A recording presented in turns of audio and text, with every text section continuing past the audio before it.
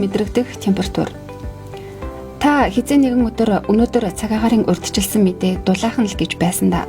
Яасан хүйтэн зэврэн юм бэ гэж бодож байсан тохиолдол байсан байх.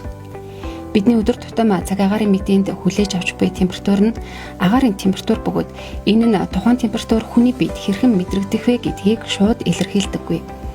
Тухайн температурыг хэрхэн мэдрэх нь агаарын урсгал буюу салхины хурд чийгшлээс хамаардаг. Үүнийг хүнд мэдрэгдэх температур гэдэг. Хүйтэн сэрүүний улиралд салхины хурд их байвал мэдрэгдэх температур нь тухайн агаарын температураас илүү хүйтэн мэдрэгддэг.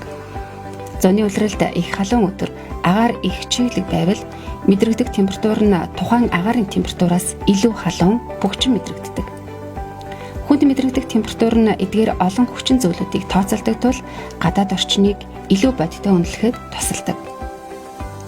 Салхитай өдөр таны арсны гадаргаас алдагдаж буй энерги чигийг амархан сарниулах тул та хүйтэн мэдэрнэ. Хэрв агаарын температур нэлээд халаад ирвэл энэ нөхцөл өөрчлөхгүй ба агаарын чигийн нөлөө чухал болж эхэлдэг.